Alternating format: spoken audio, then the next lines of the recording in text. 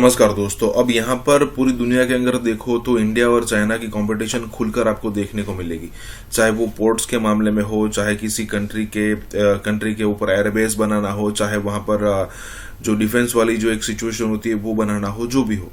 अगर यहाँ पर पहला एज नो डाउट चाइना को था, क्योंकि वो श्रीलंका में घुस गया, वो यहाँ पर बांग्लादेश में उसने घुसने की ट्राई की, उसके अलावा अरब कंट्रीज में उसने घुसने की ट्राई की, उसके अलावा इसराइल के आसपास उसने घुसने की ट्राई की। लेकिन यहाँ पर इंडिया ने थोड़ा लेट शुरू किया, लेकिन इतना तेजी से कैचअप कर रहा है इंडिया कि ये सारी जगह जहां जहां पर चाइना जाकर बैठा है उसके आसपास हमने हर जगह पर एक चेक पॉइंट बिठा दिया है। मतलब हमने भी वहां पर जगह ले ली है दूसरे कंट्रीज से।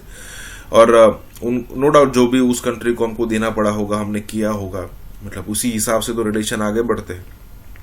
लेकिन अब जो है वो चाइना को लग रहा है कि एक तो जो उनका यहाँ मास मैन्युफैक्चरिंग होता था, नो डाउट आज भी चाइना के अंदर मास मैन्युफैक्चरिंग बड़ी मात्रा में होता है, लेकिन बहुत बड़ा जो पोर्शन था वो इंडिया कब्जा कर चुका है। और आने वाले दिनों में चाइना को यही डर है कि हमारा जो पूरा का पूरा मैन्युफैक्चरिंग जो सिचुएशन है वो पूरा इंडिया खींच के ले जाएगा। यहाँ पर यही बात हो रही है। इसी के साथ ही वीडियो शुरू करते हैं। सुनने में आया कि बांग्लादेश की जो प्राइम मिनिस्टर हसीना वाजेद है, उन्होंने चिटागांग पोर्ट जो है वो ऑफर की है कि जिस तरह चीन जो है वो श्रीलंका की पोर्ट में जाके बैठ गया, आप भी बांग्लादेशी पोर्टों पे बैठेंगे। क्या मतलब ये हो क्या रहा है? आप इंडिया चाइना जो कंपटीशन है, क्या वो श्रीलंका में भी होगा, वो मालदीव में भी होगा, वो नेपाल में भी होगा, वो बांग्लादेश में भी होगा? ये आप इसको एंगल को कैसे देखते हैं? क्योंकि जो लार्जर इस वक्त बात जो देखी जा रही है वो ये है कि इंडिया चाइना कम्पीट करना चाह रहे हैं। तो आप क्या समझते हैं कि आप जिसको कहते हैं विनिंग हार्ट्स एंड माइंड चाहते हैं, या कि आप चाहते हैं कि कोर्जन की बात हो रही है? जब ये बात होती है कि मैं देख रहा था त्रिपुरा के चीफ मिनिस्टर कहते हैं कि हम तो नेपाल में हुकूमत बनाने वाले हैं, श्रीलंका में अपनी हुकूमत होगी, वो तो कोई मसला ही नहीं है। अमित शाह ने हमें कहा हुआ है ये छोटे मोटे एरियाज तो हमारे साथ होंगे।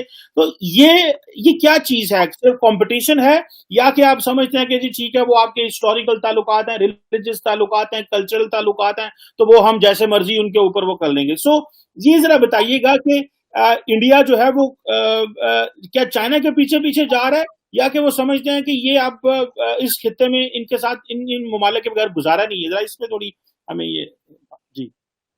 नहीं चीमा साहब, आज आपने गूगली फेंकी विद इनस्विंगर और आउटस्विंगर मिला के आपने एक नई गूगली बनाई है।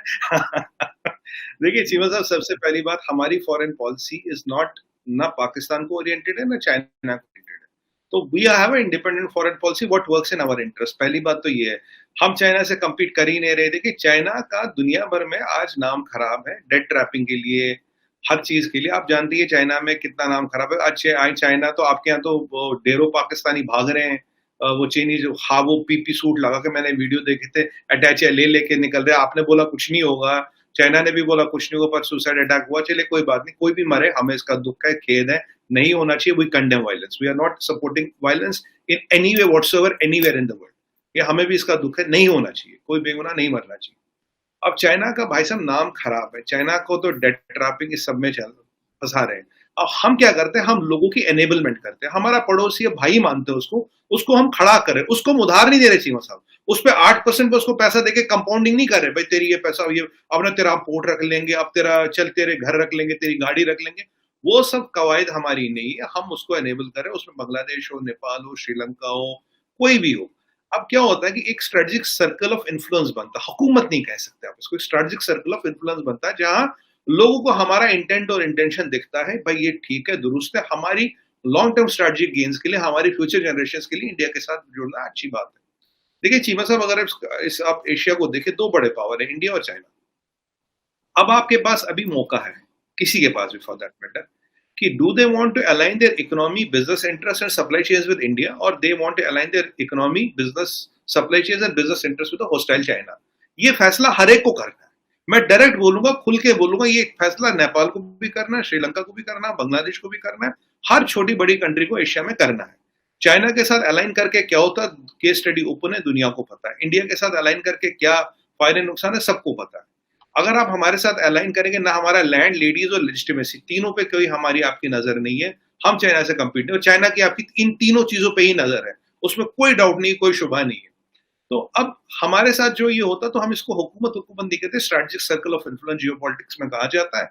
We are extending our strategic area of influence, helping and enabling our neighbours as our friends and brothers. ये हमारी पॉलिसी। तो हमें चाइना से कोई लेना देना नहीं है।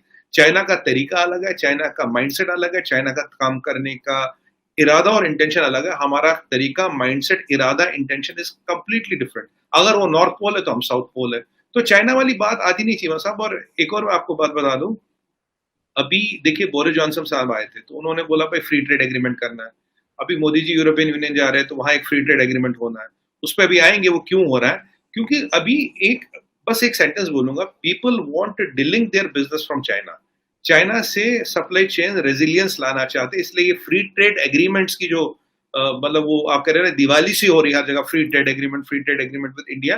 कारण ये, आज आपके इन्फॉर्मेशन के लिए एक और बात बताओ, हमारे नेशनल टीवी दिन में डिबेट था, मैं उस पर था। हमने साहब एक चाइना की कंपनी जियोमी, हमने उसके आज 5,500 करोड़ के अराउंड $800 मिलियन के एसेट्स अटैच कर दिए। पहली बार किसी ने दुनिया में किसी चाइनीज कंपनी का 1 बिलियन के एसेट अटैच कर दिए। और बेचारे वो थोड़ा परेशान हो रहे होंगे क्योंकि मनी लॉन्ड्रिंग का और फेमा FRA वायलेशंस का केस है उन पे, 2 नंबर से गलत तरीकों से पैसा यहाँ से निकाला है।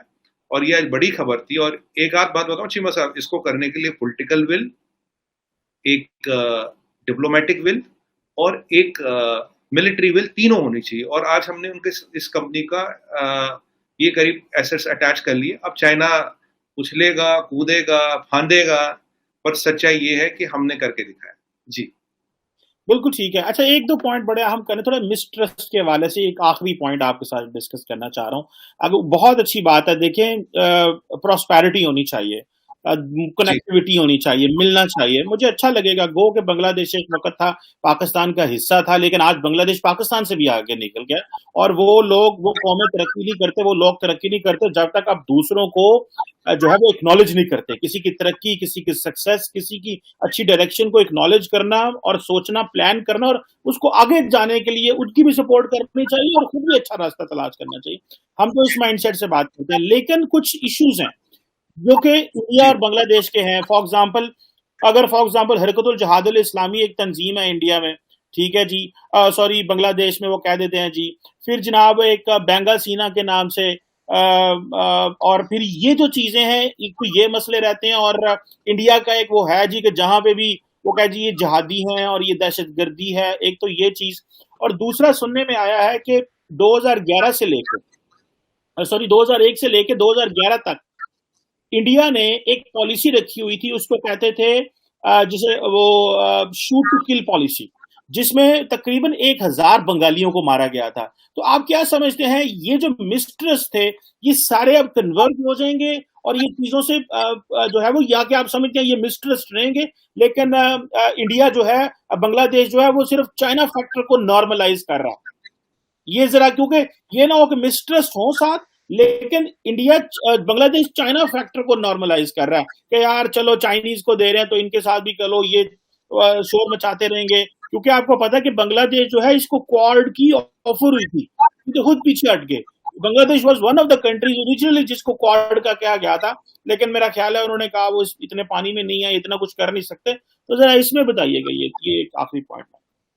देखिए चीमा साहब, पहले तो हमने खुद ही जवाब दे दिया कि बांग्लादेश ने खुद ही बोला भाई हमारी अभी इतनी हैसियत नहीं कि हम इस बिग बॉयज गेम्स में घुसे, तो वो दूर रहे। और अगर इंडिया क्वाड में है तो बांग्लादेश तो हमारे साथ ही रहेगा। अबे हमें सबसे बड़ा पोर्ट चिटगांग दे दिया, तो इससे बड़ी चीज क्या होगी? तो आपको ये ना कि या तो मैं सामने आऊं या आपके पीछे खड़ा हो जाऊं, बात तो वही है, वो वाला स्ट्रेटजी है। अब देखिए बांग्लादेश का चाइना के साथ चीमा साहब $10 बिलियन का ट्रेड डेफिसिट है। It is not profitable for Bangladesh to do trade with China. They are losing $10 billion और उनकी इकोनॉमी में $10 बिलियन का ट्रेड डेफिसिट बहुत होता है। हमारे साथ उनका ट्रेड डेफिसिट नहीं है। Slightly the trade is balance in favour of India, slightly. But जो हम उनको काफी सारी चीजों में हेल्प कर देते हैं, काफी जगह एनेबल कर देते हैं। अब ये जैसे ये आएगा, ये जो हमने चिटागोंग के लिए उन्होंने हवाले खोली, एस्टिमेटेड है चीमा साहब करीब कुछ $2 से $3 बिलियन का ट्रेड बढ़ेगा बांग्लादेशी पोर्टों पे इसके कारण, बिकॉज ऑफ दिस कनेक्टिविटी।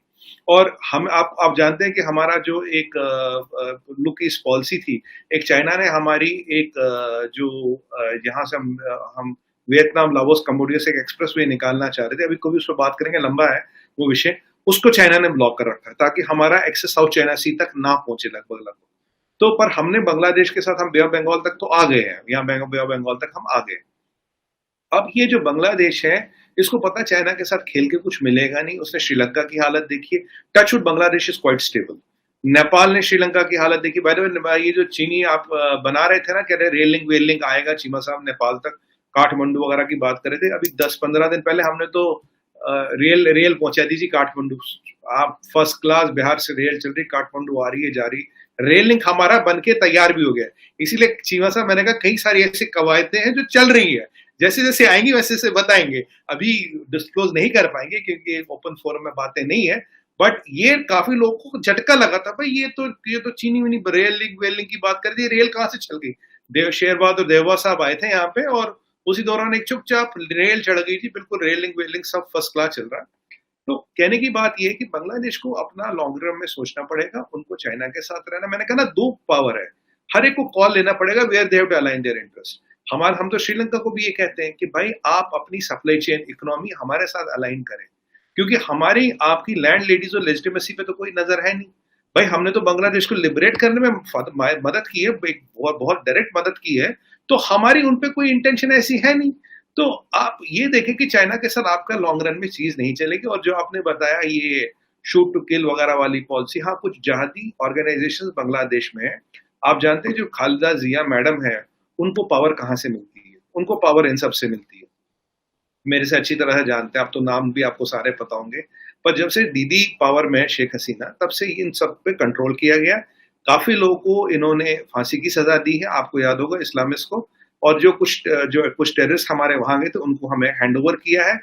एक टाइम में पॉलिसी थी, क्योंकि हम एक इन्फिल्ट्रेशन जो था बहुत ज्यादा बढ़ गया था कुछ स्टेट्स में, तो उसको रोकने के लिए वो पॉलिसी, आज की डेट में वो पॉलिसी नहीं है। अब हम जो है वो पाकिस्तान के कहने पे वो यूं में स्याह बनाएं या यूं में सफेद बनाएं या यूं में सुर्ख बनाएं, उनके कहने पे ना हमने अब जुलूस निकालना है, ना कोई लड़ाई लड़नी है और ना कोई बंदूक उठानी है। तो ये इस हवाले से अगर आप देखें तो ये तो बीजेपी की स्ट्रैटेजी बिल्कुल कामयाब रही है। कश्मीरियों को एहसास दिलाया है कि भाई आपकी पीठ पे जो खड़ा है वो खड़ा ही रहेगा, ख्वाह आप पे क़यामत गुजर जाए। तो इसकी वजह से काफी फर्क पड़ा है कि नरेंद्र मोदी ने कश्मीर का दौरा किया है, इंडियन ऑक्युपाइड कश्मीर का दौरा किया है, और वहाँ पे जाके उन्होंने यूथ को ये कहा है कि हम आपको आपके दादा दादी नाना नानी जिंदगी नहीं गुजारने देंगे। यानी कि जो माजी में आप स्ट्रगल करते रहे, वो जो जिहाद और वो सारा होता रहा, वो जो स्ट्रगल थी अब वो नहीं होगी। क्या मैं सही समझा हूँ? और ये जो सुनना है बहुत ज़्यादा पैसा लगा रहे हैं, बेसिकली आप क्या समझते हैं नरेंद्र मोदी साहब का या बीजेपी की सरकार का इस वक्त प्लान क्या है कश्मीर में? आपकी रीडिंग क्या है? क्योंकि वो कह रहे हैं कि जितना पैसा आज तक 70-75 साल में पहले लगा, उससे अब डबल पैसा मैं लगाने जा रहा हूँ। जितना पहले माजी में लगता रहा उससे कई गुना हम पैसा लगाएंगे सिर्फ, और ये जल्द ही लगाएंगे। तो आप ये जो बीजेपी की स्ट्रैटेजी है इसको कैसे देखते हैं सर? तो इसमें अगर हम नंबर्स पे देखें तो देखें जी, नंबर्स के हवाले से तो ये 20,000 करोड़ की जो इन्वेस्टमेंट है, ये बहुत ही मैसिव किस्म की इन्वेस्टमेंट है एक रियासत के अंदर। और उन्होंने जो स्टैट्स दिए हैं कि गुज़श्ता 70 सालों में वो 17,000 करोड़ तक खर्च नहीं हुआ, तो हम इतना एकदम खर्च करेंगे। दूसरा ये था कि हम यहाँ पे इससे बेहतर जो है वो डेमोक्रेटिक सेटअप जो है वो इंस्टॉल करेंगे। इंडिया जो है उसको कहीं डेमोक्रेसी के बारे में किसी से पूछने या सीखने की जरूरत नहीं है। इंडिया की जो है वो 30 के लगभग रियासतों में ऑलरेडी डेमोक्रेसी है। आप क्या समझते हैं मुस्तकबिल में कोई रास्ता नजर आ रहा है? मोदी साहब ने पाकिस्तान के बारे बात नहीं की, इतने लंबे चौड़े प्रोटेस्ट भी नहीं हुए, तो आप क्या समझते हैं मोदी साहब की स्ट्रेटजी डेवलपमेंट की कामयाब हो रही है? लोगों को इंगेज करने की स्ट्रेटजी कामयाब हो रही है? और जो इतने प्रोटेस्ट नहीं हुए, इतना कुछ नहीं हुआ, क्या ये मैनेज किया गया है? आप इसको किस अंदाज से देखते हैं? और क्या कोई आप देखते हैं कि पाकिस्तान और भारत के दरमियान कुछ चैनल खुल सकता है जिसमें अगर शहबाज शरीफ साहब आए हैं, या कि आप समझते हैं कि नरेंद्र मोदी की सरकार ये कह सकती है कि हमें अगली दफ़ा जब हुकूमत आएगी पाकिस्तान में जो 2023 के इलेक्शनों के बाद होगी उससे बात करनी है? आप कैसे देखते हैं? क्योंकि सुनने में ये आया है कि वो कह रहे हैं हम अगली हुकूमत से बात करेंगे, इसके पास कोई मैंडेट नहीं है। तो ये नरेंद्र मोदी की स्ट्रैटेजी कामयाब हुई है डेवलपमेंट की, और 3 साल बाद, जिस तरह आपने खुद ही बताया कि तनकीद कर रहे हैं आपके 3 साल बाद आना और लोगों को राइट्स भी देना, और सुनने में आया कि इलेक्शन भी कर रहे हैं। सो यहाँ पे पाकिस्तान कहाँ खड़ा है, और पाकिस्तान और भारत के दरमियान कोई डायलॉग किसी किस्म का होता नजर आ रहा है, या कि अगर ये फेडरल सब्जेक्ट बन गया तो अब ये कुछ नहीं हो पाएगा? देखें, जहां तक मोदी साहब की स्ट्रेटजी है वो इस हद तक तो बिल्कुल कामयाब रही है कि जो उन्होंने ये जो कनेक्टिंग एक राब्ता था उसको तोड़ा है। वहां पे जो तहरीक चल रही थी या अनरस्ट था, और उसके हवाले से इस तरफ से जो उसको सपोर्ट हो रही थी, या यहाँ से होके तो जो उसको फ्यूल अप किया जाता था, उस सिलसिले को जो है उन्होंने मुनक़ते किया। तो ये स्ट्रेटजी तो इस हद तक कामयाब रही है, चूंकि आपको मैं वही कह रहा था कि आप इस दौरे से ज्यादा है, अगर पाकिस्तान का प्रेस उठा के देखें तो उसमें रद्द अमल की कहानी ज्यादा है। अब वो रद्द अमल क्या है कि आज़ाद कश्मीर में ऑफिशियली यूम स्याह बनाया गया। अब आप मुझे ये बताएं कि ये यूम स्याह जो है ये बनाने की क्या जस्टिफिकेशन है? और यही काम गुज़श्ता 30-35 सालों से हो रहा है कि जो इस तरफ बैठे हुए लोग हैं उनको अपना हाल नजर नहीं आता। आज़ाद कश्मीर में जो बेरोजगारी की शरह है वो जम्मू कश्मीर से ज्यादा है। वैसे आप अगर स्टैट्स को कंपेयर करके देखें, वहाँ की जो इकोनॉमी है, इकोनॉमिक डेवलपमेंट है, ये चीज़ें हैं वो यहाँ से बेहतर हैं। वहाँ की सड़कें देख लें, एयरपोर्ट्स देख लें, हॉस्पिटल्स देख लें, ये चीज़ें अगर यूनिवर्सिटीज़ देखें, कंपेयर करके देखें तो वो मुकाबला ही नहीं बनता। उस हवाले से जाहिर है इस तरफ का खिता जो है वो मोस्ट अंडर डेवलप, बल्कि एक हवाले से बिल्कुल ही जो है वो पीछे रहा हुआ खिता है। लेकिन उसका प्राइम मिनिस्टर जो है एक दिन पहले मुंतखब हुआ, अपने ही प्राइम मिनिस्टर को टॉपल डाउन करके, अदम अतमार करके, तो पहला काम ही उसने किया कि यूम स्याह है जी आज हिंदुस्तान के खिलाफ।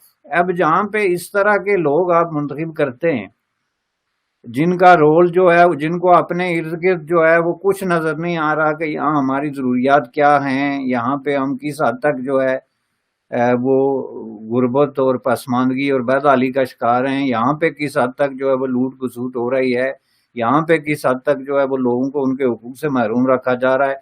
तो हम इसमें बेहतरी के बजाय वो जनाब मोदी साहब दौरा कर रहे हैं जम्मू का, और उन्होंने यहाँ पे पूरा दिन जो है वो शहर को बंद करके तो हड़तालें कर रहे हैं और यूम स्याह बना रहे हैं।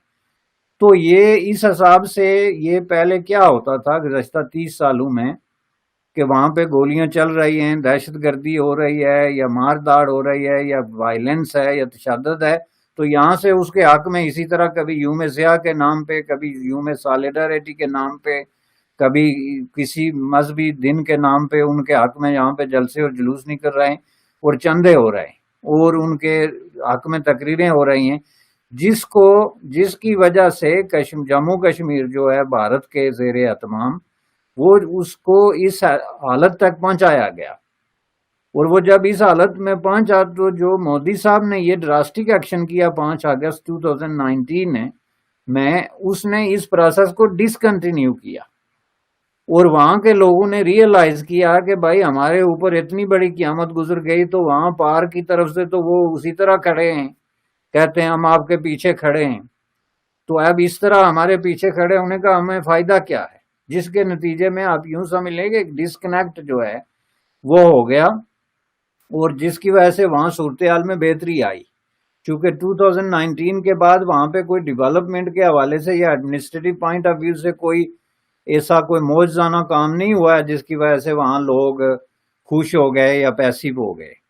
अगर वहां पे लोग एहतजाज नहीं कर रहे, जुलूस नहीं निकाल रहे, या बहुत ज्यादा वायलेंस की तरफ नहीं आ रहा है, तो उसकी वाहिद वजह यह है कि वो डीपली डिसअपॉइंटेड हुए हैं इस तरफ के रोल की वजह से, कि पाकिस्तान ने जो रोल पर वहां पे किया, अदा किया, उसकी मौजूदगी में वो समझते हैं कि हमें बिट्रे किया गया, हमारे साथ बहुत बड़ा जो है वो ज्यादती की गई, और हमारा जो टाइम था मोस्ट सीरियस ट्रायल था, उसमें आके तो ये लोग या तो खामोश हो गए या इन्होंने बहुत ज्यादा जो है वो मुनाफिकाना किस्म की पॉलिसियां अपनाई हैं। और अब आप खुद देखेंगे पाकिस्तान में हिज़्ब इख्तिलाफ और दूसरे लोग अब ये तकरीरें कर रहे हैं कि इमरान खान ने कश्मीर का सौदा किया जी, फलां किया। ये तो खैर आपको पता है यहाँ पे जिस तरह की पॉलिटिक्स पाकिस्तान में है, एक दूसरे के जो है वो मुहब्बे वतनी पे और एक दूसरे पे के यहाँ तक के ईमान पर जो है वो एतराज़ उठाने की और इस तरह की लेकिन इसमें कुछ हकायक भी हैं,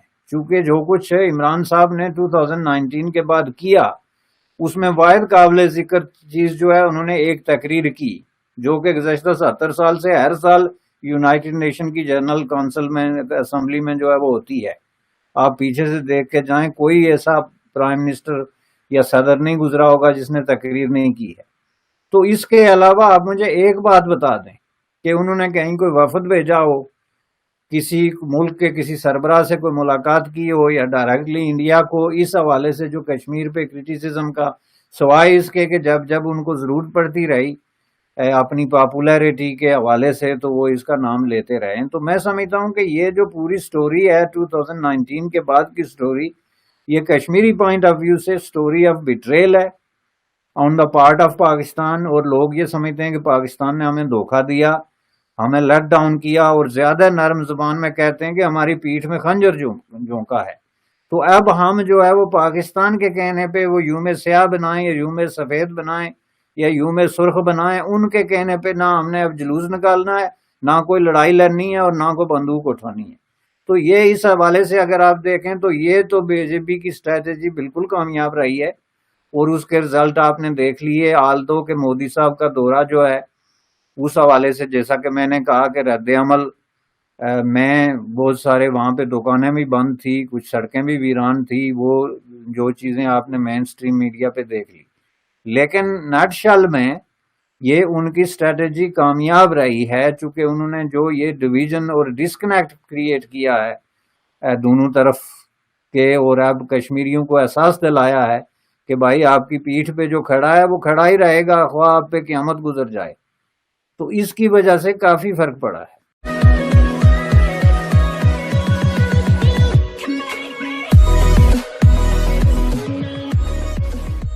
नमस्कार दोस्तों, अब यहाँ पर कमर चीमा का कहना यह है कि बहुत पैसा है इंडिया के पास, वो जैसे चाहे वो खर्च कर सकता है, चाहे वो डिफेंस में हो, चाहे किसी स्टार्टअप वाली सिचुएशन हो, चाहे कहीं पर इंफ्रास्ट्रक्चर डेवलप करना हो, चाहे कोई इंस्टीट्यूशन बनानी हो, चाहे किसी कंट्री को लालच देकर खुद के यहाँ मैन्युफैक्चरिंग का प्लांट में लगवाना हो तो उनको जो राहत देनी होती है वो उसकी बात हो, जो भी हो, बहुत पैसा है इंडिया के पास और इंडिया बहुत लेवल पर खर्चा कर रहा है। और यहाँ पर अगर पाकिस्तान की कंपैरिजन करो तो पाकिस्तान के पास उस हिसाब से कैश फ्लो है ही नहीं, और कोई ऐसा भी कंट्री नहीं है जो पाकिस्तान को पैसा दे सके जिसको वो पहले दोस्त काउंट किया करता था, जैसे चाइना हो गया, जैसे अमेरिका हो गया, चाहे वेस्टर्न ब्लॉक हो गया।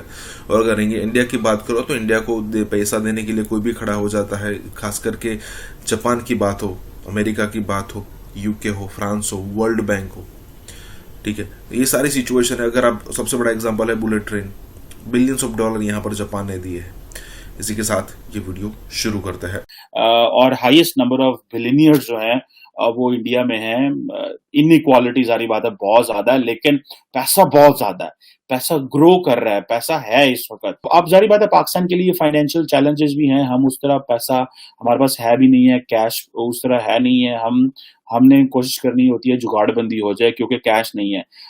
तो फिर जुगाड़बंदी के लिए फिर हम चीन में चले जाते हैं, हम टर्की के पास चले जाते हैं, कुछ ना कुछ इस तरह। वो जारी बात है आपने वो डिफेंस पे तो करना है, हम इंडिया के साथ वैसल टू वैसल कॉम्पिटिशन तो नहीं कर सकते। तो ये चीजें जो मैं समझता हूँ कि ये हैं इंडिया के जो बड़े लार्जेस्ट ट्रेडिंग पार्टनर्स हैं, उसमें यूएस, चीन है, यूएई है, सऊदी अरब है, स्विट्जरलैंड, जर्मनी, हांगकांग, इस तरह के ममालिक हैं। तो दैट गिव्स के ये एक बड़े पैमाने पे चीज है। और अगर मैं आपको बताऊं कि I am just giving you a case that why India is spending too much on defence. Back in 29-20 में जो फॉरेन डायरेक्ट इन्वेस्टमेंट थी वो दैट वाज $74.4 बिलियन थी। अब आप इमेजिन कर लें कि यहाँ पे किस पैमाने पे वो खड़े हुए थे कि they were spending a lot of money on, they are in a position to spend a lot of money on defence. और इंडिया जो है वो 2013 से 18 तक जो था वो दुनिया की तेज-तरीन मेजर इकोनॉमी रही। इवन के बीच में चाइना को भी वो कह रहे हैं कि इस जो है वो ग्रोथ से चाइना भी बीच में ग्रो नहीं किया जितनी ये किए हैं। और जो अगर आप देखा जाए तो अभी जो है वो इंडिया को एडवांटेजेस ज़्यादा इसलिए थे कि ग्लोबलाइजेशन की वजह से यंग पॉपुलेशन है और इस तरह के जो काफ़ी ज़्यादा फैक्टर्स हैं और हुए। लेकिन आपको पता है 2017 में थोड़ी इकोनॉमिक शॉक्स आए जब डीमोनेटाइजेशन की बात हुई, गुड्स एंड सर्विसेज पे टैक्सेस वगैरह इंट्रोड्यूस कराए गए, अ, और इस तरह की चीजें जो है वो ही तो अब उसके लेकिन फिर इंडिया को एक पुश जो है वो आया है। तो ये these are the basically reasons कि फिर डब्ल्यूटीओ में इंडिया ने अच्छा प्ले किया, फिर लेबर फोर्स इंडिया के पास अच्छी है, और कहा जा रहा है कि 500 मिलियन वर्कर्स हैं। ये एक बड़ी लेबर फोर्स है, सेकंड लार्जेस्ट लेबर फोर्स है। तो इस वक्त 5 लार्जेस्ट मिलिट्री स्पेंडर जो 2021 में थे, यानी कि पिछले साल थे, उसमें यूएस से था, उसमें चाइना था, और उसमें तीसरे नंबर पे भारत आता है, चौथे नंबर पे यूनाइटेड किंगडम, और पांचवें पे रशिया आता है। तो अब आप इमेजिन कर सकते हैं that where does India stands. आपको जान के जो है वो शॉक होगा कि अगर अमेरिका दुनिया का 38% टोटल जो है मिलिट्री एक्सपेंडिचर जो है कर रहा है, तो 38% टोटल अगर दुनिया का जितना भी मिलिट्री एक्सपेंडिचर हो रहा है, और आपको ये भी बताता चलूं कि दुनिया का जो ऑलमोस्ट वो आप कह लें कि वर्ल्ड जो दुनिया का जो टोटल मिलिट्री एक्सपेंडिचर है वो $2 ट्रिलियन से ज्यादा है, $2 ट्रिलियन से। So keep this in mind that India जो यूनाइटेड स्टेट्स है that spends around 38% of that. China जो है दैट उस 2 ट्रिलियन में से चाइना स्पेंड्स 14% ऑफ दैट, और उसके बाद बिल्कुल तीसरे नंबर पे 3.6% इंडिया आता है। अब देखें कहाँ 38%, और उसके बाद इतने बड़े गैप के बाद 14%, और 14% के बाद 3.6%, उसके बाद फिर आपका यूके 3.2%, उसके बाद रशिया है 3.1%, France 2.1%, Germany 2.7%, and Saudi Arabia पहला जो इस्लामिक मुल्क है वो 2.6% पे आता है। खैर anyhow then it goes on and like ये चलता रहता है। खैर एनी हाउ ये जारी बात है, ये थोड़ा समझने की जरूरत है, ये क्या हो रहा है, ये क्या हो रहा है भाई, क्या हो रहा है। वो है ना एक आई थिंक गाना है या क्या था एक चीज, इसको समझने की भी जरूरत है। अब दुनिया के बहुत सारे ममालिक बहुत सारा पैसा लगा रहे हैं, लेकिन इंडिया की जो मिलिट्री स्पेंडिंग है दैट हैज रीच $76.6 बिलियन, और जैसे मैंने बताया third highest in the world. और ये पिछले साल से यानी कि 2020 से दिस हैज कम एट 0.9% इसका इंक्रीज उन्होंने किया है। And you will be shock to know that from 2012 ये जो परसेंटेज है दैट 33% ज्यादा है। यानी कि 2012 में जितना इंडिया जो डिफेंस पे लगा रहा था उसके 2021 में आ जाए तो ये 33% इंक्रीज, ऑलमोस्ट आप कह लें कि उन्होंने 40% 35% के करीब उन्होंने बजट अपना बढ़ा दिया। 50-50 हो जाना अगले 1-2 सालों में, आप देखिएगा कि 50% तक इंडिया जा रहा है when it comes to few years की माइंडा की बात करो, अभी नहीं। अभी तो जैसे मैंने बताया कि जो 2012 में स्पेंडिंग कर रहा था उससे 33% ज्यादा वो कर रहा है। और क्योंकि इंडिया ने एक पुश लगाया है, उसको कहते हैं एक जो इंडिजिनस आर्म्स इंडस्ट्री की पुश है वो कर रहा है। और अगर आप देखें तो इंडिया जो है वो बड़े पैमाने पे जो है वो एक्विजिशन कर रहा है, वेपन्स के हवाले से खरीद रहा है, और ये चीजें वो कर रहे हैं। अब इसमें जारी बात है जो सबसे बड़ा आपको पता है कि महान जो मुल्क है जो इस पे पैसा लगा रहा है वो तो ऑब्वियसली अमेरिका है, जो कि तकरीबन $801 बिलियन, $801 बिलियन इन 2021, और जिसे आप कह लें कि अब ये बहुत बड़ा पैसा है, that is 3.7% of the GDP. India जो है जारी बात है इतने बड़े पैमाने पे ये कर रहा है, तो इंडिया की जो इकोनॉमी है मिडल, जिसे आप कह लें कि एक middle income developing market economy है, दुनिया की छठी जो है वो कहा जा रहा है कि जो इंडिया की जो इकोनॉमी है in terms of nominal GDP के हवाले से जो है वो छठे नंबर पे है। फिर यह परचेजिंग पावर पैरिटी के हवाले से दुनिया में तीसरे नंबर पे है। और मैं रिसेंटली देख रहा था आईएमएफ कह रहा है कि ये 8.2% पे ग्रो करेगी। अच्छा, इंडिया का अगर आप ट्रैक रिकॉर्ड देखें तो जो सक्सेसिव गवर्नमेंट्स माजी में रही हैं वो एक प्रोटेक्शनिस्ट इकोनॉमिक मॉडल लेके आती थी, जिसमें स्टेट इंटरवेंशन ज्यादा होती है, इकोनॉमिक रेगुलेशन स्टेट बहुत ज्यादा करती है, और इस तरह की चीजें जो होती थी। लेकिन जब कोल्ड वॉर खत्म हुई बैक इन 1990 जो 1989 में, तो वहां पे अगर आप देखें कि 1991 में आप कह लें या 1989 में डिफरेंट उस पर बात होती है, तो इंडिया जो है वो इकोनॉमिक लिबरलाइजेशन मॉडल पे आ गया और फिर इंडिया जो है वो जिसे कहते हैं ना रुका नहीं है और जो स्टार्ट हुआ 21st सेंचुरी का ऑन एवरेज जो इंडिया की जीडीपी ग्रोथ है वो 6 से 7% पे ग्रो की, जिसकी वजह से इंडिया इतना डिफेंस पे लगा सकता था। अगर दुनिया में वो तीसरे नंबर पे स्पेंड कर रहे हैं जो कि 76.6 बिलियन डॉलर है, तो वो समझते हैं कि वो हमारे लिए जायज है। और ये जो United states, China, India, UK, Russia जो है ये टोटल 62% ऑफ द टोटल जो है वो स्पेंडिंग करते हैं, जिसमें जारी बात है चाइना भी एक बड़ा प्लेयर है और मेरा ख्याल है चाइना जो है वो उनका कहा जाता है कि 27th कंसेक्टिव ईयर है कि चाइना जो है अपना डिफेंस बजट बढ़ा रहा है, जो कि उसको बढ़ा के $293 बिलियन तक आई थिंक वो ले गए हैं। सो बड़े पैमाने पे चाइनीज जो है वो इन्वेस्ट कर रहे हैं। सो इट मीन्स कि ये जो ट्रेजेक्ट्री है चाइना की ये ऊपर जा रही है।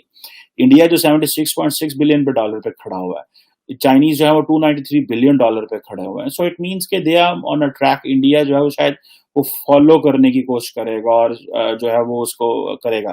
और मजे की बात मैं देख रहा था कि जो रशिया जो कि इंडिया का बड़ा प्लेयर है, इंपॉर्टेंट पार्टनर है, जो रशियन डिफेंस एक्सपोर्ट्स हैं वो भी इंडिया की तरफ कम हुई है। मतलब द रीजन बिहाइंड इज कि इंडिया जो है उसने अपने आप को थोड़ा सा एक्सपैंड किया और मुल्कों की तरफ भी।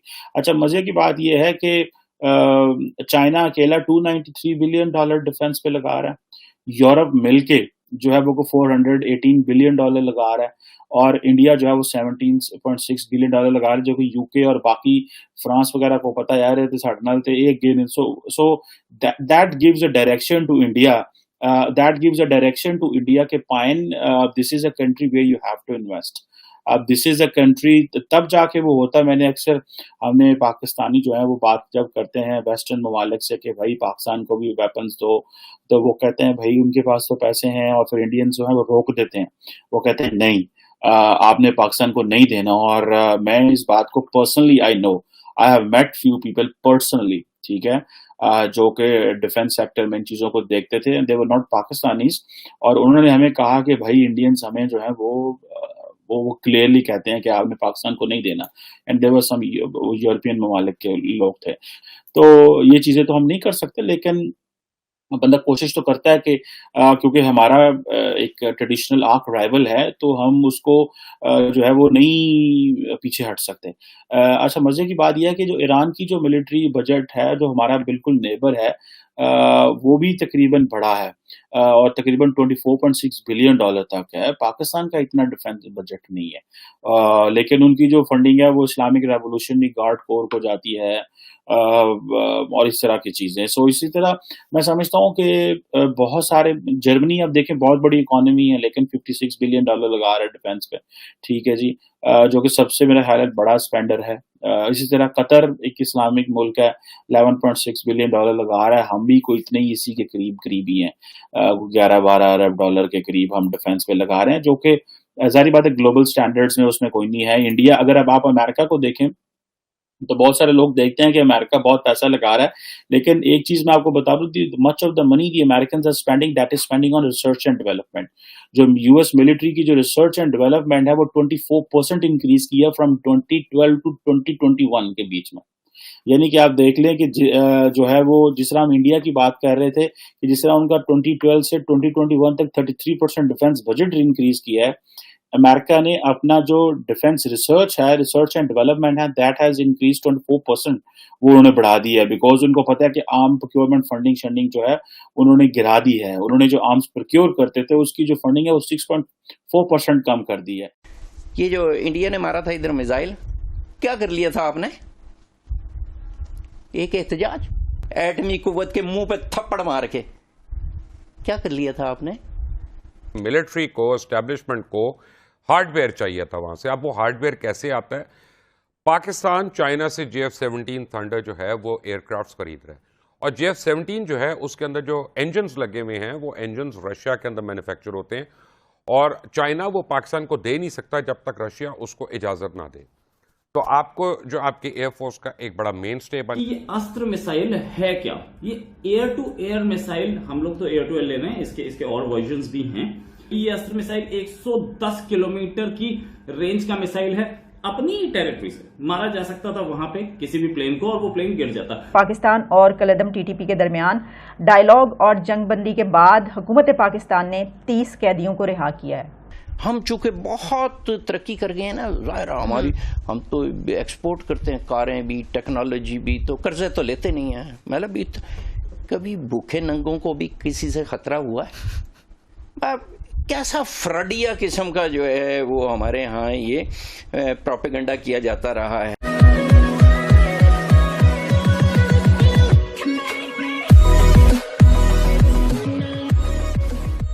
नमस्कार दोस्तों, अब इंडिया ने जो यहाँ पर एक मिसाइल मारा था, मतलब इंडिया ने ऐसा कहा था यहाँ पर कि गलती से आ गया है, लेकिन आप ये समझ सकते हो कि इंडिया ने पाकिस्तान की यहाँ पर सिस्टम चेक की है कि भाई क्या उनके पास एंटी मिसाइल्स या फिर कहे कि इस टाइप की कोई सिस्टम है कि अगर मान लीजिए इंडिया ने यहाँ पर मिसाइल्स दागे तो इंडिया के पास जैसे S-400 है, इंडिया के पास खुद का भी एक missile system, anti missile system है, तो क्या पाकिस्तान के पास ऐसा कुछ है? तो पाकिस्तान के पास ऐसा कुछ नहीं था, और इंडिया की जो मिसाइल थी वो 4-5 मिनट पाकिस्तान के एरिया में घूमती रही और फिर एक ऐसी जगह पर लैंड की जहां पर कोई मनुष्य नहीं था। अब देखने वाली बात यहाँ पर बात यह है कि आज भी पाकिस्तान की मीडिया में ये बात डिस्कस होती है कि मोदी जो है आपके थप्पड़ मार कर चला गया और आप कुछ नहीं कर पाए, और ये बात बिल्कुल सच है, क्योंकि इंडिया ने भले ही जो भी एक्सप्लेनेशन दिया हो यहाँ पर कि भाई हमने जो एक गलती से हो गया, लेकिन सबको पता है कि ऐसी गलतियां होती नहीं है। अगर मान लीजिए उस पर वॉर हेड थे, नहीं मान लीजिए कि उस पर वॉर हेड होते तो क्या हालत होती पाकिस्तान की। मतलब वो सोते रहते और सुबह अगर बाहर निकलते तो आसपास सब कुछ साफ हो गया होता। इसी के साथ ही वीडियो शुरू करते हैं। देखिए, पाकिस्तान में एक ख़ास किस्म की ना फिज़ा बनाई गई। अमेरिका, इसराइल, भारत और सोवियत यूनियन के खिलाफ, और इस तरह बनाई गई जिस तरह ये सारे के सारे बस हमारे ही खिलाफ हैं। हम चूंकि बहुत तरक्की कर गए हैं ना, जाहिर है हमारी, हम तो एक्सपोर्ट करते हैं, कारें भी, टेक्नोलॉजी भी, तो कर्जे तो लेते नहीं हैं। मतलब कभी भूखे नंगों को भी किसी से खतरा हुआ है? कैसा फ्रॉडिया किस्म का जो है वो हमारे यहाँ ये प्रोपेगेंडा किया जाता रहा है। ये जो इंडिया ने मारा था इधर मिसाइल, क्या कर लिया था आपने? एक एहतजाज, एटमी कुव्वत के मुंह पे थप्पड़ मार के क्या कर लिया था आपने? यानी अपने आप को सबसे पहले जब आप मुकाबले में खिलाड़ी उतरते हैं तो एक दूसरे को ज़रा तोलते हैं और ज़रा देखते हैं कि ये, बल्कि उसमें वेट भी होता है कि जी इतने वेट वाले का फलां के साथ लड़ाई है। और वो मुझे बड़ी अच्छी बात लगती थी जनरल परवेज़ मुशर्रफ की, वो कहता है कि यहाँ पाकिस्तान में आलमी उसके मामे बने हुए थे इशूज़ के। भाईजान पहले अपना घर संभालें, क्योंकि इमरान खान यू टर्न लेने के माहिर हैं और उसका कोई ना कोई उनकी एक्सक्यूज जो है वो आड़े आ जाएगी वहां पे। अब हो क्या रहा है कि इमरान खान के दो किस्म के बयानिया आ गए हैं। बैरून मुल्क एक और बयानिया है और अंदरून मुल्क एक और बयानिया है। अंदरून मुल्क अमेरिका मुखालिफ बयानिया है। अंदरून मुल्क ये कहानी है कि रशिया से मैं तेल इंपोर्ट कर रहा था तो उस वजह से मुझे हटाया गया। अंदरून मुल्क तो हमें ये बताया जा रहा है। बैरून मुल्क वो कह रहे हैं कि रशिया से जो डील थी वो तो 7 साल पहले हुई थी, 8 साल पहले हुई थी, और जो पार्ट्स का था वो तो 2008 से हो रहा था। वो क्या रहा है, पहले मैं आपको इमरान खान का एक क्लिप सुनाता हूं जो फॉरेन टीवी को उन्होंने कल दिया। वो क्या था, वॉच। मैं आपको दोबारा दिखाऊंगा। बेसिकली वो क्या कह रहे हैं, दो बातें कह रहे हैं कि मिलिट्री को, एस्टेब्लिशमेंट को हार्डवेयर चाहिए था वहां से। अब वो हार्डवेयर कैसे आता है? पाकिस्तान चाइना से JF-17 थंडर जो है वो एयरक्राफ्ट खरीद रहा है, और JF-17 जो है उसके अंदर जो इंजन्स लगे हुए हैं वो इंजन्स रशिया के अंदर मैन्युफैक्चर होते हैं, और चाइना वो पाकिस्तान को दे नहीं सकता जब तक रशिया उसको इजाजत ना दे। तो आपको जो आपके एयरफोर्स का एक बड़ा मेन स्टे बन गया JF-17 थंडर। जब आप उसके जहाज आप चाइना से ले रहे हैं तो उसमें रशियन इंजन्स हैं, तो ऑब्वियसली वो उस हार्डवेयर की बात करें या उस तरह की और चीज़ों की बात करें। दूसरा वो कह रहे हैं कि जो गैस हमने लेनी थी ये तो 6 साल से नेगोशिएट हो रहा है, 7 साल से नेगोशिएट हो रहा है। मेरे ऊपर ये इल्ज़ाम क्यों लगा रहे हो कि मैं रशिया फ्रेंडली हूँ? और सारे स्टेक होल्डर्स का ये क्रेडिट है कि वो उसमें साथ थे। क्या कहा उन्होंने, दोबारा सुने। आपने सुना कि इमरान खान ने कल कैसा यू टर्न लिया। भारत की इंडिजिनसली मेड अस्त्र मिसाइल, उसको लेने के लिए, उसको एयरफोर्स और नेवी को देने के लिए गवर्नमेंट ऑफ इंडिया ने 2,971 करोड़ का एक कॉन्ट्रैक्ट किया है। वो जो कंपनी हैदराबाद की उसे बनाती है, उसके साथ, उसका नाम है भारत डायनामिक्स लिमिटेड। वो उस कंपनी से कॉन्ट्रैक्ट किया है कि वो हमारी एयरफोर्स को और नेवी को अस्त्र मिसाइल देगी। अस्त्र मिसाइल बड़े अच्छे टाइम पे आ रही है। बियॉन्ड विजुअल रेंज मिसाइल है। बियॉन्ड विजुअल रेंज का मतलब कोई भी मिसाइल जो 37 किलोमीटर से दूर मारती है वो उसे बियॉन्ड विजुअल रेंज मिसाइल बोलते हैं। 37 किलोमीटर क्यों? 37 किलोमीटर मतलब 20 नॉटिकल माइल इसका टारगेट होता है। 20 नॉटिकल माइल विजुअल रेंज बोला जाता है। 20 नॉटिकल माइल से दूर कोई भी है उसे बियॉन्ड विजुअल रेंज बोला जाता है। अस्त्र मिसाइल है क्या? ये एयर टू एयर मिसाइल, हम लोग तो एयर टू एयर ले रहे हैं, इसके और वर्जन्स भी हैं। एयर टू एयर मिसाइल का हम लोगों को फायदा कहां होगा? हमें फायदा वहां होगा जहां पर हमारे पास बालाकोट स्ट्राइक के बाद हमारे विंग कमांडर अभिनंदन गए थे और जाकर के उन्होंने एक F-16 गिराया और F-16 गिराने के टाइम पर उनका भी प्लेन गिरा और वो वहां पर प्रिजनर, उन्हें पकड़ लिया गया। बाद में वो छोड़ के भी आ गए, नो डाउट अबाउट इट। लेकिन अब ऐसे की जरूरत नहीं पड़ेगी। ये अस्त्र मिसाइल 110 किलोमीटर की रेंज का मिसाइल है। अपनी ही टेरिटरी से मारा जा सकता था वहां पे किसी भी प्लेन को और वो प्लेन गिर जाता। बड़ी ही काबिल मिसाइल है। इससे पहले हम रशिया की R-77, R-27ER और R-27ET मिसाइल यूज कर रहे थे इसी काम के लिए। लेकिन वो मिसाइल्स अस्त्र से एक तो इंफीरियर है, दूसरा रशिया यूक्रेन की वॉर चल रही है, उस वॉर की वजह से ये मिसाइल जो है वहां से हम लोगों के पास डिफेंस इक्विपमेंट, उसको खुद को जरूरत है अभी रशिया को, तो हमें प्रॉब्लम आ रही थी। ऐसी भी चीजें हैं कि जब जरूरत पड़े और उस समय ना आ पाए, तो इसलिए हम लोगों ने अस्त्र मिसाइल अपने पास रख लिए और अस्त्र मिसाइल को हमने इंडक्ट कर लिए। अभी खरीदने का ऑर्डर दिया, करीब 7 से 8 करोड़ के बीच में एक मिसाइल की कॉस्ट है। और हमारी ये जो मिसाइल है ये INS विक्रमादित्य पे भी डिप्लॉय की जाएगी। दैट मीन्स एयरफोर्स और नेवी, हम एयर से भी और नेवी से भी हम इसको कॉम्बैट कर सकते हैं। मतलब वहां के से प्लेन उड़ेंगे तो वो भी जाकर के मार सकते हैं। एयर टू एयर मिसाइल मतलब हमारा प्लेन चल रहा है और प्लेन से फायर होती है, हमारे फाइटर जेट से फायर होती है। इस मिसाइल का बहुत अच्छा यूज है। ये आगे जाने के, ये आगे मतलब अभी तो सुखोई पे लेगी, आगे हम तेजस और MiG-29 पे भी इंटीग्रेट कर देंगे इस मिसाइल को। ये मिसाइल जो है, जो ऑर्डर आया है अब तक का सबसे बड़ा ऑर्डर है और मेक इन इंडिया के लिए बहुत अच्छा इनिशिएटिव है। मेक इन इंडिया को बहुत बूस्ट मिलेगा इससे। हम लोगों का पहले से प्लान था कि हम मेक इन इंडिया को सपोर्ट करें। DRDO की तरफ से इंडिया के डिफेंस सिस्टम में एक ऐसा सिस्टम बनाया जा रहा है, एक ऐसा सिस्टम लॉन्च होने वाला है जिससे इस वक्त पूरी दुनिया हैरान हो रही है। सुना है कि हिंदुस्तान ईस्टर्न साइड पे प्लान कर रहा है कि कोई एक्शन हो टू टेक एडवांटेज, बताएं कि पाकिस्तान हेल्पलेस है। बेसिकली इस सिस्टम में 2 ADs शामिल हैं। AD-1 मिसाइल की रेंज 3500 किलोमीटर, AD-2 की रेंज 5000 किलोमीटर की है। बेसिकली इस सिस्टम से अगर इंडिया में कोई मिसाइल या कुछ भी एंटर होना चाहेगा तो ये सिस्टम उसको ट्रैक करेगा और इंडिया में एंटर होने से पहले ही उसे तबाह कर देगा। लाहौर कैंट में जो बख्तरबंद गाड़ियां और टैंक जो लाए जा रहे हैं, अवाम इस वक्त गुस्से से भरी हुई है। लाहौर कैंट की जानिब मार्च है। कैंट का रुख कर रहे हैं, कोर कमांडर हाउसेस का रुख करने लगे हैं। टैंक्स के ऊपर चढ़कर, बेशक वो अलामती तौर पर खड़ा कोई टैंक हो या कोई भी पुलिस की एक आर्मर्ड गाड़ी है, कुछ भी है। कमांडर राजनाथ सिंह जो गिलगित बल्तिस्तान पर धमकी दे रहा है, उसकी बात का जवाब देने में इनमें बिल्कुल पंजाबी में सा नहीं है, हिम्मत नहीं है इन शेर जर्नेलों में। जफर लाइन साहब ने कहा ईस्टर्न बॉर्डर पे उनकी फोर्सेस इकट्ठी हुई है और ये आज की बात नहीं है, बहुत अरसे से ये रिपोर्ट्स चल रही हैं कि वो किसी न किसी मौके की तलाश में है। ये वाला सिस्टम बहुत ही खतरनाक और बहुत ही स्ट्रॉन्ग माना जा रहा है और इसकी तारीफ हमें पूरी दुनिया में भी देखने को मिलती है और ये प्योरली मेड इन इंडिया का बना हुआ है। यही चीज अवॉइड करना चाह रहे थे सब कि कहीं पे भी ऐसी नौबत ना आए कि जहां पर अवाम और अफवाजी पाकिस्तान को खुदा न खास्ता आमने सामने आ जाए। जैसे आपने बताया कि वो इनोवेशन बहुत ज्यादा ला रहे हैं, तब देखें कि वो कश्मीर के लिए जो है ना वो पाकिस्तान को बिल्कुल नहीं खातर खवा लाते, क्योंकि कश्मीर के लिए पाकिस्तान को खातर खवा नहीं लाते। वो इसलिए वो डरते नहीं है पाकिस्तान से। अब इंडिया वाले पाकिस्तान के पास है क्या डराने वाला।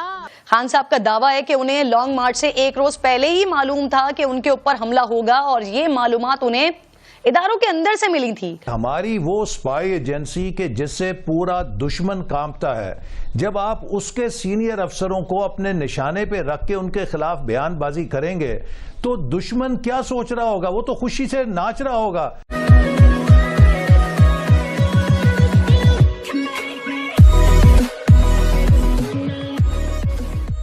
नमस्कार दोस्तों, एयर डिफेंस सिस्टम की बात हो रही है यहाँ पर। इंडिया ने नो डाउट रशिया के पास से S-400 परचेज किया है, लेकिन इंडिया ने खुद भी, इससे पहले भी मैंने सुना था कि इससे पहले भी हमारे पास कोई ना कोई सिस्टम तो थी ही एयर डिफेंस सिस्टम, लेकिन फिर हमने एक और एयर डिफेंस सिस्टम बनाई है। देखिए, इंडिया जो है 2014 के बाद डिफेंस में अच्छा खासा खर्च कर रहा है, चाहे वो बाहर से हथियार मंगवाने की बात हो या फिर इंडिया के अंदर खुद प्रोडक्शन करना हो। अब देखिए, अगर हमने बाहर से जो हथियार मंगवाए हैं, अगर उसके एग्जांपल देखने हो तो S-400 है ही है, उसके अलावा रफाइल भी है, उसके अलावा और भी कई सारे ड्रोन वाले कॉन्ट्रैक्ट्स भी है। लेकिन अगर आप 1-2 साल पहले की बात देखो तो प्रधानमंत्री मोदी की तरफ से या फिर मोदी गवर्नमेंट की तरफ से एक लिस्ट जारी की गई थी जिसमें 100 से 150 जैसी आइटमें थी डिफेंस वाली, जिसमें कहा गया था कि ये चीज अब हम बाहर से नहीं मंगवाएंगे, ये अब हम इंडिया में ही प्रोडक्शन करेंगे। और देखिए, कुछ समय के लिए उसकी तंगी भी हो गई थी उस सारी चीजों की, लेकिन अब वो सारी चीजों में हम आत्मनिर्भर बन चुके हैं। तो यहाँ पर यही बात हो रही है कि इंडिया ने S-400 टाइप की एक सिस्टम बना ली है। इसी के साथ ये वीडियो शुरू करते हैं। आज हम बात करने वाले हैं, इंडिया ने मिसाइल्स के सेक्टर पर एक ऐसा सिस्टम डेवलप कर लिया है, एक ऐसा प्रोजेक्ट बना लिया है। एड-1 है उसमें और एड-2 है। एड-1 मिसाइल की रेंज 3500 किलोमीटर, एड-2 की 5000 किलोमीटर। ऐसा एक सिस्टम है जो कि कोई भी मिसाइल इंडिया में एंटर होने से पहले उसको ट्रैक करके ही तबाह कर देगा। इसके बारे में क्या कहना चाहेंगे? जी, सबसे पहले तो मैं बेसिकली कहना चाहूँगा कि इस टाइम जो वॉर है वो बेसिकली ये रहा जा रहा है कोल्ड वॉर का। इंडिया इस टाइम अपना फुल फोकस करता है अपनी डिफेंसिव पावर पे। नो डाउट उनका डिफेंसिव का जो सिर्फ डिफेंस बजट ही है वो हमारी टोटल बजट से कहीं ज़्यादा है। लेकिन इसमें मोस्टली ये भी देखा जाता है कि इसकी जो एक्सटर्नल जो इन्वायरमेंट है और इसमें जो है ना वो इंडिया एक नेगेटिव रोल भी बहुत ज़्यादा प्ले करता है। बाकी आप जहाँ तक बात करते हैं नेगेटिव रोल की बात करें, क्या नेगेटिव रोल इंडिया जो है वो प्ले कर रहा है? सबसे पहले तो मैं बात as a being a Pakistani मैं यही जानना चाहूँगा, जैसे कश्मीर का इशू है हमारा और इंडिया का। सर, मेरा ख्याल है कि यहाँ पर कश्मीर की बात करना ही बेकार है, क्योंकि अगर हम कहते हैं कि इंडिया के पास कश्मीर है, पाकिस्तान के पास होना चाहिए, तो पाकिस्तान मेरा नहीं ख्याल कि 75 सालों में जितनी हम लोगों ने फंड खाए हैं या हम लोगों ने हैशटैग के अलावा कुछ भी नहीं किया है, तो हम ये बात यहाँ पर खड़े होकर कह भी सकते हैं कि कश्मीर हमारा है। मेरा नहीं ख्याल। मैडम, आप बिल्कुल सही कह रही है। इंडिया ने तरक्की की और इसी वजह से की है कि वो अपना बजट जो है वो सही यूटिलाइज करते हैं। लेकिन अगर आप पाकिस्तान के बजट्स की आप देखें तो मोस्टली डिफेंस बजट तो लाजमी जाता है हमारे 80% डिफेंस पे ही तो जाता है, लेकिन वो उसका डिफेंस पे जाता है। लेकिन आपको पता है कि बहुत सारे अनासिर हैं जो उस बजट को सही तरह कंज्यूम नहीं कर पाते। उसमें यह है कि देखें, अगर आपका जितना परसेंटेज बजट को जाता है, मेरे हिसाब से पाकिस्तान वो दुनिया का वाहिद मुल्क है जिसका 80%, 82-89% बजट जो है वो डिफेंस में जाता है। फिर भी हम लोग जो है वो बाहर से चीजें इंपोर्ट करते हैं, हालांकि हमारा मुल्क का सबसे ज्यादा बजट जो है वो डिफेंस पर ही लगता है। आप अगर मैं ये बात बताऊं कि इंडिया ने जो मिसाइल्स की रेंज एक एड-1 की 3500 किलोमीटर है, एड-2 की जो है वो 5000 किलोमीटर है। आप मुझे बताएगा, उन्होंने रिसेंटली एक ऐसा रॉकेट बना लिया था जिसके ऑपोजिशन पर चाइना खड़ा हो गया था, क्योंकि वो चाइना से भी ज्यादा जबरदस्त उन्होंने स्ट्रॉन्ग बना लिया था। इसके बारे में आप क्या कहेंगे? कभी आपने पाकिस्तान के बारे में ये न्यूज़ सुनी है कि हम लोगों ने ऐसा कोई मिसाइल बनाया हो या ऐसा कोई रॉकेट बनाया हो जो हमारी स्ट्रॉन्गेस्ट कंट्रीज हैं, सुपर पावर्स है, वो हमारे ऑपोजिशन पर खड़ी हो गई हो? क्या ऐसा एजाज कभी पाकिस्तान को हासिल हुआ है? मैडम, यही मसला है हमारे इस मुल्क की डेमोक्रेसी का और ब्यूरोक्रेसी का कि असल जगह पे बजट कंज्यूम नहीं हो रहा। मैं आपको बार बार वही कह रहा हूँ कि कहने को है कि 80% हम डिफेंस पे लगा रहे हैं, लेकिन वो जा गलत रहा है। हमें चाहिए, देखें, यही तो यूज़ है टेक्नोलॉजी का।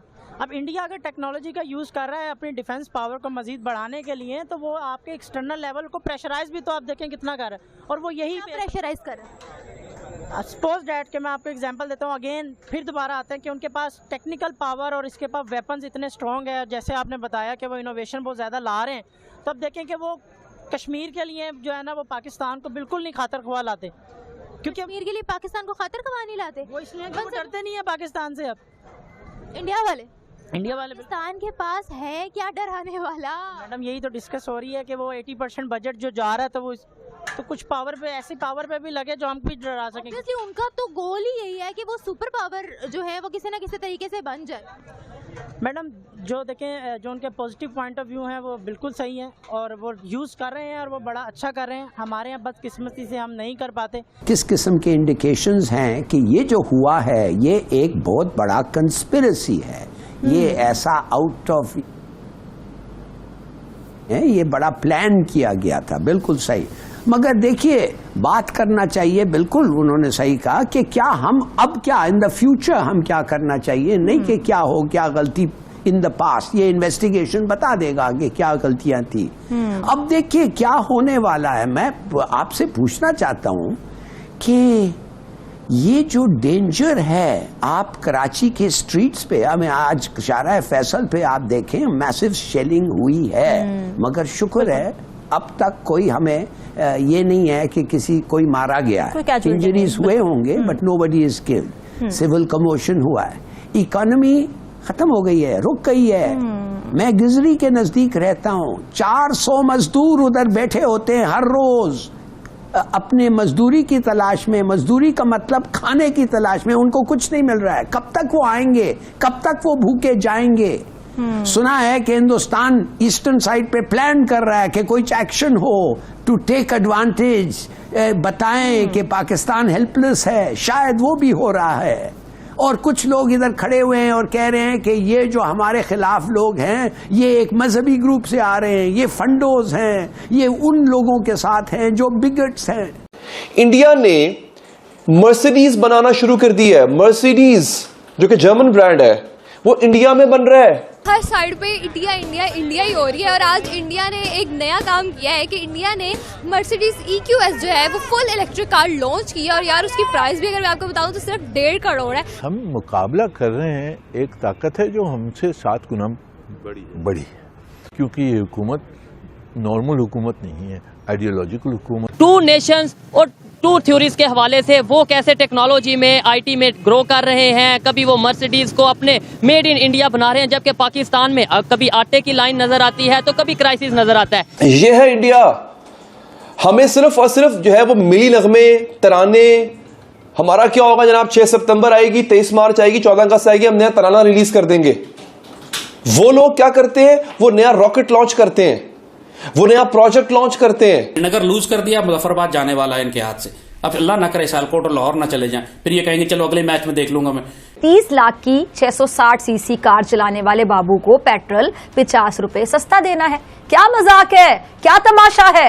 95 मिलियन लोग हमारे मुल्क में, मुझे कहते हुए इतना अफसोस हो रहा है, मैं आपको बता नहीं सकता, ये गरीब हो चुका है। I just don't understand. हम इस कदर कमजोर हो चुके हैं कि दुश्मन हम पर दस्तरा गिरने वाला, जैसे दस्तरखान पर टूट के गिरते हैं दुश्मन। कुछ करना ही था तो 75 साल में टैक्स चोरों और लुटेरों से पैसे वसूल करते, लेकिन वहां आपकी कांपे टांग जाती हैं। हर बड़ा ब्रांड इस वक्त इंडिया में मौजूद है। 450 अरब डॉलर्स की एक्सपोर्ट है उसकी। हम 20-22 अरब डॉलर से आज तक ऊपर नहीं जा सके। माने कि मैं तो अखबार में पढ़ रहा हूं कि लोग कह रहे हैं कि रॉ का अटैक होने वाला है मई में। वो अखंड भारत के आइडियोलॉजी वाले लोग हैं, नजरियाती लोग हैं, वो भारत को एक्सपैंड करना चाहते हैं। मैं तो आज भी कहता हूँ हिंदुस्तान ऊपर वाले के बाद अगर पाकिस्तान को बचाए तो बच जाएगा, वरना किसी का बाप नहीं बचाएगा। ये अगर इंडिया की है ना तो फिर ये जो गाड़ियाँ खड़ी ना पाकिस्तान में, हम अपनी गाड़ी इनको एक काम करो, आग लगा देते हैं हम। मतलब ये कैसे पॉसिबल है यार, 850 किलोमीटर और एक चार्ज इलेक्ट्रिक कार। ओ भाई इंडिया वालों, तुम लोग क्या चाहते हो।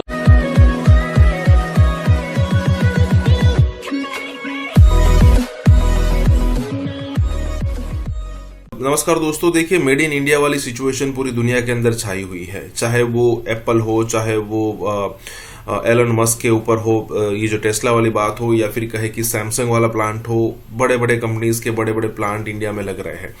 और देखिए आने वाले दिनों में भी, अब जब इस टाइप की कंपनीज यहाँ पर इन्वेस्ट कर रही है तो आने वाले दिनों में ऐसा डेफिनेटली होगा कि जो भी कंपनी सोच रही होगी कि भाई हम अपना जो मैन्युफैक्चरिंग प्लांट है उसको इम्प्लीमेंट करें, तो उसके लिए बाय डिफॉल्ट ऑप्शन हो जाएगा इंडिया। अब कहने का मतलब ये है यहाँ पर, या फिर कहे कि सिचुएशन ऐसी है यहाँ पर कि इंडिया सबके लिए फेवरेट डेस्टिनेशन बनता जा रहा है। यहाँ पर बात हो रही है जर्मनी की, कि हम सबको पता है कि भाई मर्सिडीज ब्रांड जो है वो जर्मनी की है, और उसने अपना ईवी मतलब इलेक्ट्रिक व्हीकल बनाने का जो प्लांट है वो इंडिया के अंदर शुरू कर दिया है, और वो बहुत ही तेजी से शुरू हो चुका है।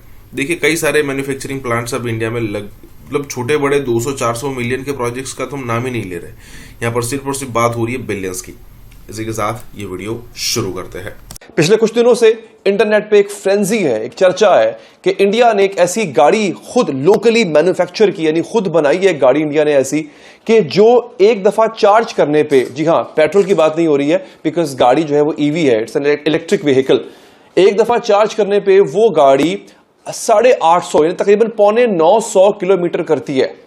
ये इंडिया के अंदर रेवोल्यूशनाइज ऑटो सेक्टर की जो है वो एक शक्ल है जो मैं आपको दिखा रहा हूं। और गाड़ी कौन सी, आप हैरान रह जाएंगे। आपको पता है हमारे मुल्क में, मैं आपको थोड़ा सा कंपैरिजन दूंगा इसका, और हमने होश करना है, हमने सोचना है इस बारे में। हमारे मुल्क में नाजरीन जो टोयोटा का मैन्युफैक्चरिंग प्लांट था बंद पड़ा है, इंडस मोटर्स यानी सुजुकी का जो मैन्युफैक्चरिंग प्लांट है वो बंद पड़ा है, ऑटो पार्ट्स की जो इंडस्ट्री है वो तकरीबन बंद होने वाली है। कहा यह जा रहा है कि इसी साल के अंदर अंदर जो कार मैन्युफैक्चरिंग यानी गाड़ी बनाने की जो सनत है वो बिल्कुल बंद हो रही है, खत्म हो रही है। और आपको पता है होंडा सिविक, जो नई होंडा सिविक आई है, एक तो उसकी कीमत बहुत ज्यादा है, 1 करोड़ से ऊपर की गाड़ी है जो कि बनती नहीं है, मेरे ख्याल में इतनी की गाड़ी वो है नहीं। होंडा सिविक मार्च 2023 में पूरे महीने में होंडा सिविक का 1 यूनिट नहीं बिका। तो यही रिजल्ट तो फिर यही निकलेगा ना कि ये at the end of the day बंद हो जाएंगे सारे। इंडिया ने मर्सिडीज बनाना शुरू कर दी है। मर्सिडीज जो कि जर्मन ब्रांड है वो इंडिया में बन रहा है, और उन्होंने पहला इलेक्ट्रिक व्हीकल जो मैन्युफैक्चर की है हमारे मुल्क में, जो इलेक्ट्रिक व्हीकल यानी जो इलेक्ट्रॉनिक गाड़ियां कह लें जो चल रही हैं हमारे मुल्क में, वो एक दफा चार्ज करने पे, जब उनकी बैटरी जब आप चार्ज करते हो तो वो चलती है तकरीबन कोई 250-300 किलोमीटर। इंडिया ने बनाई है गाड़ी जो कि 850 से 950 किलोमीटर तक जाती है, यानी एक दफा चार्ज कर लो और तकरीबन आपके 10-15 दिन निकल जाएंगे, महीने में 2 दफा चार्ज करना पड़ेगा। फ्यूल की कॉस्ट कितनी कम हो गई, आपने सोचा है कभी इस बारे में? यह है इंडिया। हमें सिर्फ और सिर्फ जो है वो मिली नगमे तराने, हमारा क्या होगा जनाब, 6 सितंबर आएगी, 23 मार्च आएगी, 14 अगस्त आएगी, हम नया तराना रिलीज कर देंगे। वो लोग क्या करते हैं, वो नया रॉकेट लॉन्च करते हैं, वो नया प्रोजेक्ट लॉन्च करते हैं। अभी हाल ही में टिम कुक का पता है ना, एप्पल इनकॉर्पोरेशन का सीईओ टिम कुक आया हुआ था इंडिया, अभी भी है, उधर ही है। जब मैं वीडियो बना रहा हूं तो उस वक्त उधर ही है, बाद में चला गया हो। Tim Cook the CEO of Apple, जो पहला फ्लैगशिप ऑफिशियल स्टोर है इंडिया का, वो खुला है इंडिया में, मुंबई में खुला है, और उसका इफ्तिताह उसने किया। ऑफिशियल एप्पल आपके मुल्क में, आपको पता है ये जो आपकी कुछ दुकानें ऐसी हैं जहां पे एप्पल का बोर्ड लगा होता है कि जी एप्पल प्रोडक्ट्स हमारे पास मिलते हैं, आईफोन वगैरह, नहीं, ये ऑथोराइज्ड एप्पल डीलर्स नहीं है। आपके मुल्क में एक भी ऑफिशियल एप्पल स्टोर नहीं है, एप्पल खोलते ही नहीं है। वो कहते हैं इन भूख नंगों को मैं क्या एप्पल बेचूं। एप्पल से मुराद वो खाने वाला एप्पल नहीं होता, एप्पल कंपनी की बात करूं जिनका आईफोन होता है, आईफोन और आईपैड्स वगैरह होते हैं। वो कहते हैं मैं इन भूखों नंगों को मैं क्या बेचूं कुछ, ये तो भूखे हैं। इंडिया के अंदर खुला हुआ है, हर बड़ा ब्रांड इस वक्त इंडिया में मौजूद है। 450 अरब डॉलर्स की एक्सपोर्ट है उसकी, हम 20-22 अरब डॉलर से आज तक ऊपर नहीं जा सके। 100 डॉलर के करीब, 100 अरब डॉलर के करीब इंडिया की सिर्फ आईटी एक्सपोर्ट्स हैं। इंडिया इस वक्त 5th लार्जेस्ट इकोनॉमी है दुनिया की, और जर्मनी जिसको ज्यूल ऑफ यूरोप कहा जाता है, जो यूरोप की सबसे बड़ी इकोनॉमी है, बहुत जल्द इंडिया जो है वो उसको पीछे छोड़ने जा रहा है। इंडिया की आबादी चाइना से बढ़ गई है, जी हां, इंडिया की आबादी अब 29 लाख बढ़ चुकी है चाइना की आबादी से, 29 लाख लोग ज्यादा हैं। तो इतनी बड़ी मार्केट, और हमें क्या बताया जा रहा है?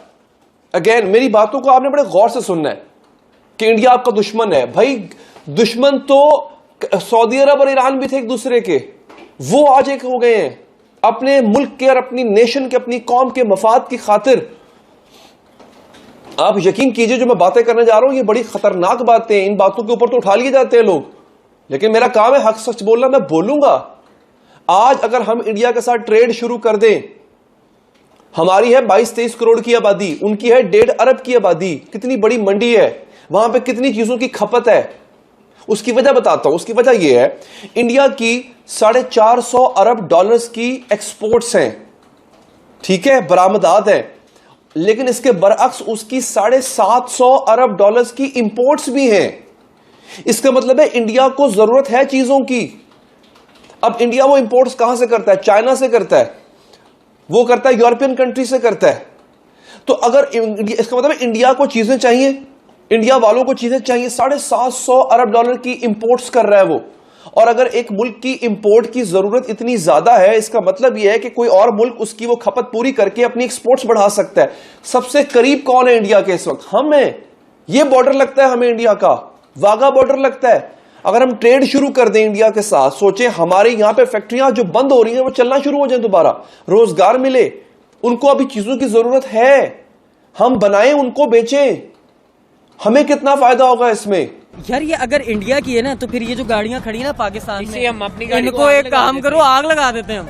मतलब ये कैसे पॉसिबल है यार? 850 किलोमीटर और एक चार्ज इलेक्ट्रिक कार। ओ भाई इंडिया वालों, तुम लोग क्या चाहते हो? लेकिन यार ये मैं अप्रिशिएट तो लाजमी करूंगा ये इस डेवलपमेंट को। और सबसे बड़ी बात कि मेड इन इंडिया है। ये भी नहीं कि इंडिया ने उसके अंदर थोड़े से चेंजेस करके कोई स्पेयर पार्ट बाइट से ले गया। भाईजान सब कुछ यहाँ पे है यार, बड़ी बात है यार। अच्छा, एक दफा चार्ज करने पे ये 850 किलोमीटर, यानी कि ये इस्लामाबाद से होकर वापस हमारे लाहौर तक आ सकती है, ऐसे ही है, जाकर वापस भी आ सकते हैं। जबरदस्त है। कहाँ लॉन्च हुई है ये तो आप बताए ना, कहाँ पे लग रही है आपको? मुझे तो लग रहा है ये अमेरिका में हुई है, कहीं अमेरिका में। यार और कोई नहीं बना सकता ऐसी कार? नहीं, मेरा नहीं ख्याल, क्योंकि इतनी अच्छी क्वालिटी, और ये देखे ना एक इलेक्ट्रिक है, ऊपर से ये देखे कितने ज्यादा किलोमीटर, ऐसे की कोई कार है ही नहीं है, देखी भी नहीं। ये इंडिया ने बनाई है क्या? हाँ। इंडिया ने? हाँ। ना करो यार, इंडिया ने बनाई है यार, मतलब इंडिया छा गया फिर। हाँ, इंडिया छा गया, मेड इन इंडिया। ये देखो ना कितनी प्यारी है, इसकी कीमत सिर्फ 1.5 करोड़ है, सिर्फ 1.5 करोड़ में, और इलेक्ट्रिक, और 850 किलोमीटर, मतलब कमाल कर गई यार इंडिया तो हमसे फिर आगे निकल गया। तो वो तो हमसे आगे है ही है, हमें मानना चाहिए। नहीं यार जबरदस्त, और मैं वाकई में शॉक्ड हो गई हूँ ये सुन के कि यार ये इंडिया ने बनाई है। मुझे वैसे यकीन नहीं था, मुझे लगा कि अमेरिका या दुबई वगैरह में निकली होगी, लेकिन इंडिया ने ये तारीफ करवाई है तो फिर तो जबरदस्त है।